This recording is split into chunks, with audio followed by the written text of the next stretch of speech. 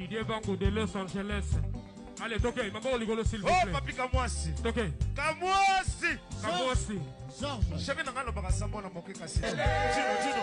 Leader. Balobi chéri nangalo bakasamo na moke. Bana bandal boyo ke loko yo. Rocher. Didier Bango de Los Angeles. Allez, toquez, maman rigolo s'il vous Oh, plaît. papi Kamwasi. Toquez. Kamwasi. Kamwasi. Chéri nangalo bakasamo na moke kasi. Passez à autre chose. Rendez votre logette automatique. Plus besoin de prendre des risques. Dans ce cas, Scafme vous présente ses logettes intelligentes. Elle garantit la protection de vos appareils contre les mauvaises qualités du courant. Soyez en sécurité. Plus besoin d'aller faire des ponts des phases dans vos logettes, car elles s'exécutent automatiquement grâce à la logette intelligente. Une fois que vous placez ce dispositif, dénommé Pompe-Ball, votre logette sera automatisée et vous n'aurez plus à prendre le danger d'aller faire des manœuvres dans votre logette électrique. Notre adresse, Limité 10e rue quartier résidentiel, à 100 mètres de l'UDPS. Scafme, toujours à votre service.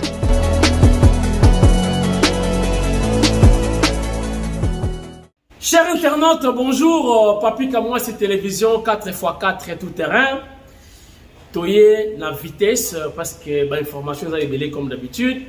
Mais to une information ya malamu te. Nicolo to ba na information malamu te. Pour ya malamu pe ezali.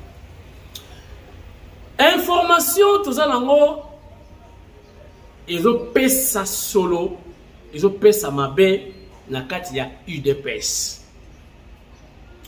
Bana ya ndaku moko na tangi penza Excellence Peter Kazadi VPM ya intérieur na Jeko Beya bazo régler ba problème na bango na télévision na internet et komi penza bitumba ya cage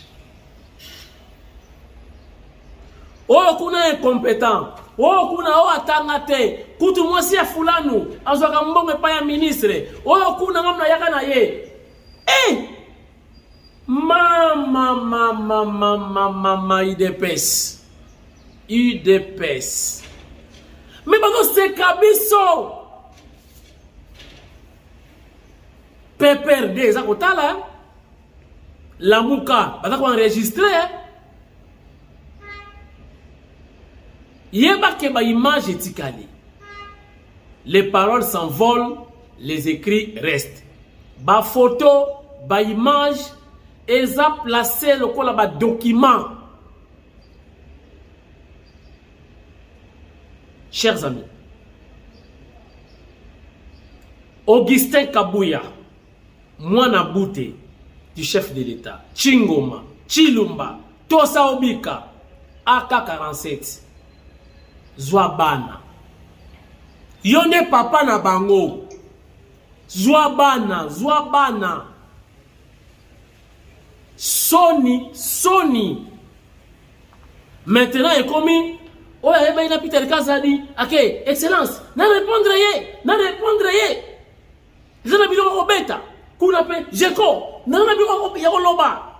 Immeuble wana ya ye, ndako boye ya ye. Mais bazo bisa mutakala nyoso ya parti libanda, parti au pouvoir. Mais bako zabilo ko na ba bombit. Bako bimisa ngo kala mingi te. Tango to ba yibaki, ba bimisi ba image. Bino mo bo fingana. Bino bo bimisa ba secret ba mining, ba mine. Tango to ba tanga kete. Boko wanga bazo ba image. Oh kuna ba kina oyo atangate, akene classe. Mutakala ya parti. Bobimisi na télévision. Bota la pening bata PPRD ba merai kozala. Il y avait aussi des problèmes au sein de PPRD.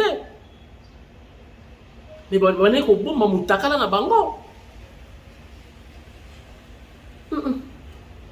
Non la mona boyete. Et après to lobani. Et après, est-ce que tu as un argument? Pendant que cadre, tout le monde cadre ya parti.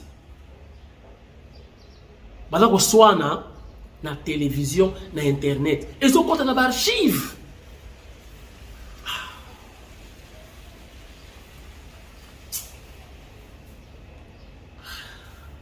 Na Sony.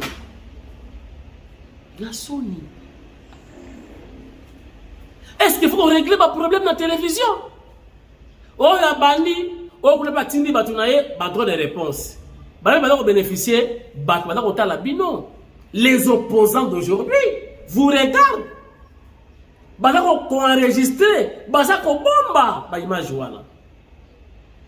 Lobby, tant que vous avez yokana, bobongisi, et bah, image etikali. Est-ce que vous condimez makambutu misalelo?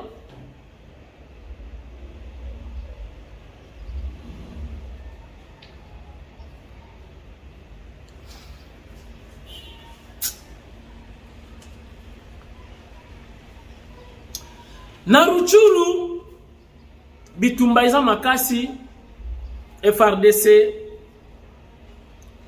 bandeko na biso ba wazalendo contre M23 na Sadek. Bitumba ya makasi FRDC musala kitoko.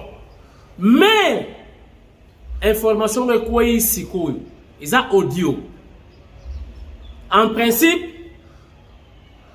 information est tombée à pic. Toko confirmer mbala mokoti. Pour tout dans la guerre mokoti médiatique. Mais toutefois c'est une information à prendre avec beaucoup de réserve, mais c'est une information. Tout le monde au conditionnel, mais c'est une information.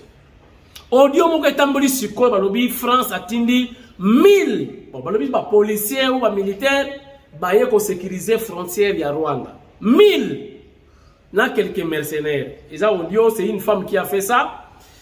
Asa na circuit wana audio etamboli na partager quand même 1000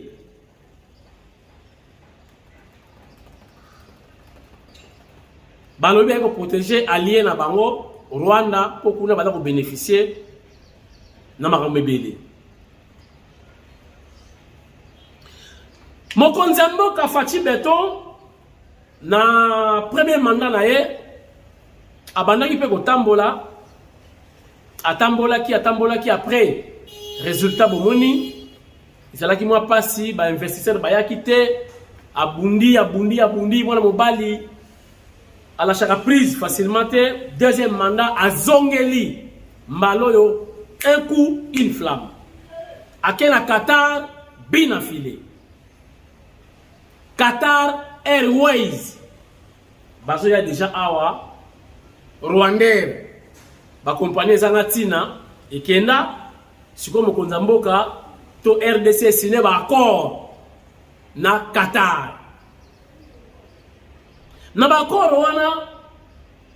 Donc compagnie aviation Qatar Airways, donc désormais à partir du mois de juin bako bana déjà boulot awa na Kinshasa.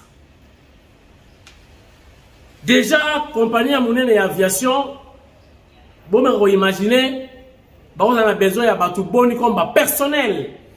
Donc, et ça, ça va pour un emploi. Donc, Fachi a bandi ma baie dans le deuxième mandat. Donc, a bandi ma baie. Donc, ils ont ya ma baie. Vous comprenez? Donc, a bandi bien. Donc ma baie na ndenge to lobela ke o fo mutu na ngai. Donc abandi ma baie. Donc deuxième mandat oyo masolo ezalia. En dehors de ça, ba solo li lisusu na Qatar port ya Matadi baza ko bongisa ngo mobimba nango ndenge ezalaka même koleka. Donc ba bateau ya minene ils ont souka na banana na port en eau profonde oyo ba moyenne yaka na fleuve ekoleka tina Matadi ambiance ya Matadi ezonga bana ya Matadi bo banda fête kobanga lisusu niongo te banda kodefa misala ambiance eza kozonga na Matadi nyonso wana mokonza mboka il a promis et il a fait. Regardez. Poignée de main, accolade et sourire. Le ton est donné dès les premiers instants. Cette rencontre au sommet se tient sur le mode de la convivialité. Entre le président Félix Tshisekedi et le cheikh Tamim bin Hamad Al Thani, émir du Qatar, le courant passe bien. Les deux dirigeants s'apprécient mutuellement. Leur tête-à-tête a duré plus d'1 heure. Il a été suivi d'une séance de travail avec leurs délégations respectives. L'objectif était clair, faire le point sur les accords passés signés entre la RDC et le Qatar pour enfin les rendre concrets. Il y a 2 ans, nous avons signé une série d'accords avec le gouvernement qatari. La première étape, du moins chez nous, a été terminée, l'étape, si vous voulez, de la validation parlementaire, ce qu'on appelle techniquement la ratification. Nous avons déposé des instruments de ratification comme de règles en la matière. De ce côté-ci, l'ambassadeur est allé déposer au ministère des Affaires étrangères. Donc il était temps que nous puissions faire le point de la coopération et surtout le point de la mise en œuvre d'un ensemble de projets que nous avons convenus. Au final, des avancées concrètes ont été faites dans les secteurs utiles pour le développement de la RDC, notamment le transport aérien et les infrastructures. La convention que nous avons signée accordant le droit de trafic à Qatar Airways, nous avons souhaité que d'ici au plus tard au mois de juin, que cette convention soit déjà en application et mon collègue a promis que dans les jours à venir, ils vont donner des précisions en termes de calendrier. Le deuxième accord, la deuxième convention est relative au port de Matadi. Et là, il y avait une série de formalités, d'actes de suivi qui devaient être accomplis. De notre côté, tout a été fait et je pense que avant, en tout cas la fin de l'année, le travail va commencer pour la modernisation du port de Matadi. Là aussi c'est clair, l'argent est là. Et puis il y a le problème de l'aéroport, la construction de l'aéroport de Njini. Bon, on s'est échangé des informations. Il doit y avoir par la suite, comment dirais-je, des discussions qui vont continuer d'harmonisation pour voir, mais là aussi, il y a des signaux qui sont positifs. Le Qatar se profile ainsi comme un futur partenaire stratégique du Congo. Voilà pourquoi le chef de l'État a décidé, il y a un peu plus d'1 an, d'y installer une représentation diplomatique qui vient d'inaugurer son ambassade flambant neuve. Nous avons ouvert nos portes il y a de cela un peu plus d'1 année et c'est vraiment un honneur de recevoir le président de la République dans nos murs ainsi que d'inaugurer, si vous voulez, la première maison du Congo ici au Qatar. Alors le Qatar a une particularité. Quand vous regardez l'histoire de ce pays, quand vous regardez les 10 dernières années, l'impact que ce pays a eu dans le monde, le Qatar est différent dans son approche. C'est un pays, comme vous le dites, très riche et ils ont un sens de valeur qu'ils portent très haut et qu'ils continuent à porter de manière très diplomate et très pacifique, je dirais. Et donc, c'est certainement une plus-value que, bon, pas seulement nous, le Congo, mais tous les pays profitent d'une manière ou d'une autre. Et donc, pour nous, c'est vraiment une expérience très, très riche et une opportunité de nouer des liens forts avec ce pays du Moyen-Orient où nous n'avons pas eu de présence jusqu'à ce jour. Le président Tshisekedi a quitté le Qatar en fin de journée pour rentrer au pays.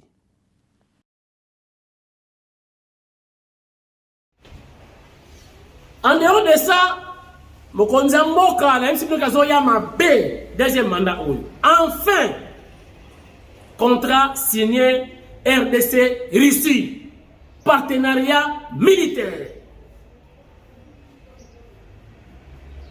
Enfin, parce que les Américains, les Français, bah maestro, kokosa, ata école, les athées américains, ata école français, malonga, wa ezate, ata entreprise, ça, ata ba bic, ata nini, ezate, ata compagnie mouket, ça, ata ba calaison, ezate. C'est que partenariat, on a eba katina na ngote, ba américain, ba partenaire. Russie, Andimi, accord déjà signé, RDC, Russie.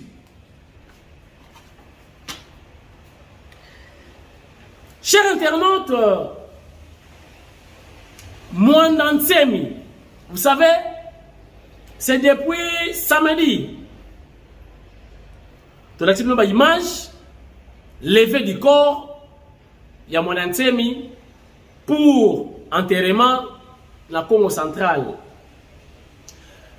Selon les programmes établis, après une réunion, séance tenante, entre la famille, BDK, BEDEM et le gouvernement, pour la programme et enterrement. C'était prévu que quand Ebimi lundi, Bakundi Mwanantsemi et Bakundi Ebimi samedi, na état de route, Bakundaye lundi. Je vous dis, jusqu'aujourd'hui, Mwanantsemi n'est pas encore enterré. Donc la mise en terre n'a pas encore eu lieu. Pourquoi?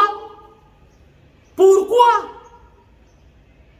Maintenant, famille, église, bah ce programme là, bah vous sous au-delà, il y a l'État à Yoganangina Bango. Bah lobby bah donc on a Mwanantsemi jeudi na minuit. Donc on a vendredi. Comment on a ça une semaine? On a non-respect. Il y a l'État établi. À mon avis, moi je suis né Congo, mais après enterrement, il y a des Mwanantsemi, il faudra que BEDEM ou BDK puissent fournir des explications claires. Pourquoi Batosité Mibeko y a l'État? Parce que l'État existe bel et bien.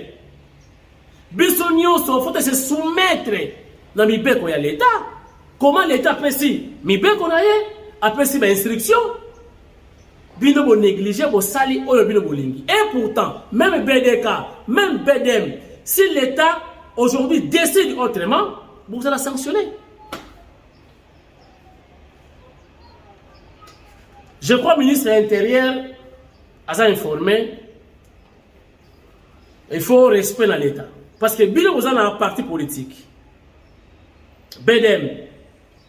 L'objectif principal d'un parti politique, c'est de conquérir le pouvoir. Et bon, parce que vous avez le pouvoir. Et que vous avez le sali ou le sali. Est-ce que ça m'a l'air? On est comme anarchie. Ou bien on est la Mwanantsemi, peut-être que j'ai dit à Olamuka. À Olamuka te.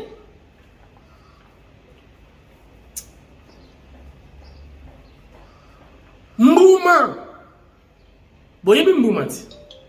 Ndeko bakangaki Barnabé ancien Kadogo. Parce que Martin Fayulu n'a décidé basengi toka na frontière ya Rwanda. To kataba donc diplomatie, la relation diplomatique entre RDC et Rwanda. Mais Yoka ancien Kadogo réaction na. Suivez. On parle trop du Rwanda. On parle trop du Rwanda. Moi, je suis de Bukavu. Ma famille est à Bukavu. On ne peut pas vivre sans le Rwanda. Je suis de Goma. Moi, j'ai fait mes 3 premiers enfants à Goma. On ne peut pas vivre sans le Rwanda. Nous sommes un pays enclavé, mes chers amis. Et nous, on n'a pas d'infrastructure routière. Le gouverneur militaire du Nord Kivu. Le Rwanda non plus ne peut pas vivre sans nous. Non, il peut vivre sans nous. Non, le Rwanda ne peut pas vivre sans nous. Non, attention. Ça s'est donné beaucoup plus du poids au Rwanda. Non, je te parle comme expert. Ici, je ne suis pas... Tu m'as invité comme expert.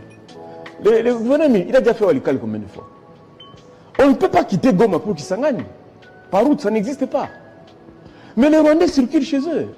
Mais nous, on a accès à l'océan Indien par quoi? Ce n'est pas le Rwanda. Les Nandes, c'est un peuple commerçant. Les Mouchis, c'est un peuple commerçant. Mais ils vont faire leur commerce comment si vous fermez les frontières? Laissez-nous les originaires, nous là, aller négocier avec le Rwanda, traiter cette question-là localement. Nous sommes fatigués de vos discours. Le conflit entre nous, les Rwandais, c'est minuscule. Il ne faut pas exagérer. Nous sommes d'abord le même peuple. On a vécu de 1914 à 1945 un même pays. Il ne faut pas venir nous diffuser. Vous, les Kassaïens, là, vous acceptez que même les gens de Kwango acceptent qu'ils ont des frères angolais. Ceux du Nord, ils acceptent qu'ils ont des frères sud-soudanais ou centrafricains. Mais laissez-nous, les gens du Kivu, traiter avec nos frères rwandais. Il n'y a que nous qui nous connaissons. Laissez cette question entre les mains des chefs coutumiers. Remettez seulement le conflit de l'Est entre les mains des chefs coutumiers. Ça va être réglé amicalement, sans problème. On exagère un peu trop ici. Donc pour eux, il n'y a pas d'option militaire, juste l'option régionale. Toute guerre finit par une négociation. Vous pouvez décider de vous rencontrer seulement à l'enfer ou au ciel. Mais après 6 mois, 1 année, vous allez toujours vous rencontrer, soit en Angola ou à Addis Abeba. Alors, pourquoi gaspiller et les richesses du pays et le nombre de morts pour une question qui finira par une négociation?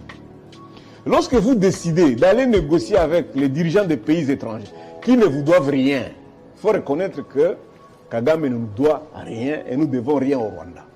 Le conflit, c'est entre nous, les enfants du Kivu. Qu'on nous laisse gérer cette question-là entre nous, les enfants du Kivu. C'est aussi simple que ça. Émission est aussi dans l'information qu'on a appelé ça Sikoyo. Mais entre-temps, na merci. Na Villeforde, na Régine Kapinga wetu, ata osali prière, libanga wana eyaka. Merci na Gilles Alingete. IGF. Musala kitoko. Uzobangisa bato.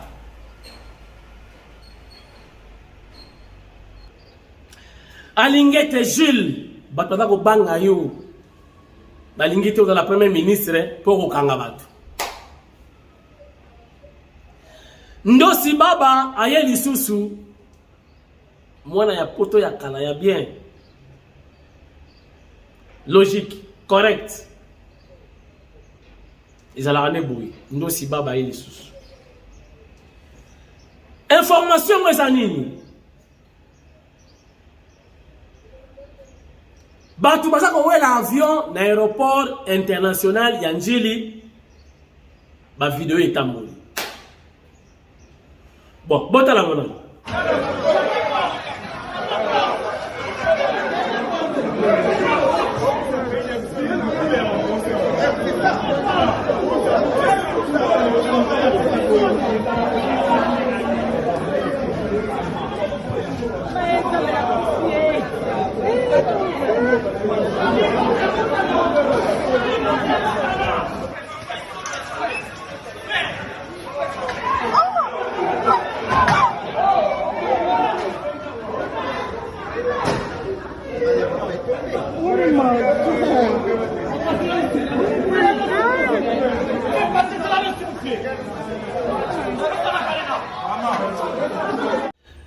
Avion bawela kate. Bawela ka avion te. Vous voyez pourquoi? Na billet. Na par exemple le boya. Ba billet na rappel près boy. Billet avion. Eza na numéro ya siège. Et bonga yo kovanda, kiti yo kovanda. Soki ofandi esika na yote, kolo esika arokitisa yo. Même na ba TGV. Na poto, ezala ndenge wana. À part na ba train na biso ko longwa ti matadi, ezala ati. Mais na ba TGV ezala ka. Na so TGV ko longwa Lyon, ti Paris. Ezala ndenge wana. Avion, même. Si vous avez la ligne, pourtant, billet na yo, na numéro ya kiti yo kovanda, eza na kati. Si vous avez la place na yo te, au moins la mouta ya azotala. Attends, L226. Monsieur, s'il vous plaît, c'est ma place. C'est quel numéro? Ah, excusez-moi. Hôtel mi kola pas sa femme. Si vous avez yo ozo kwena valise. Oyo buka na pamba. Mataka na avion, ce qui place pour les ayote okokita. C'est comme ça. Pourquoi me confondre le foula, c'est train. Na avion. Eh! Ane maman sonico. Eh, atoka mbali émission si leader balobi chéri na nga alobaka sa mwana moke bana bandali boyoka eloko oyo Roger Didier Bango de Los Angeles. Allez, toquez, maman, rigolo s'il vous plaît. Oh, papi, Kamwasi. Toquez. Kamwasi. Troubles du système immunitaire, chute de tension, maux de tête, fatigue, perte de poids, frigidité et diarrhée. Dites adieu aux inconforts et retrouvez une nouvelle jeunesse avec une tasse de Maxi Bien-être au quotidien. Une solution bio composée de plantes traditionnelles, 100% naturelle et reconnue pour sa vertu. Une formule adaptée pour hommes et femmes. Depuis plus de 10 ans, le Maxi Bien-être Café renforce le système immunitaire, restaure la fatigue physique, améliore le sommeil, aide à stabiliser la tension et la glycémie, nettoie les reins, soulage l'hémorroïde et la constipation. Chez les hommes, le Maxi Bien-être restaure le dysfonctionnement sexuel, l'impuissance et l'éjaculation précoce. Maxi Bien-être est disponible partout dans le monde. Passez vos commandes sur www.maxibienêtre.com.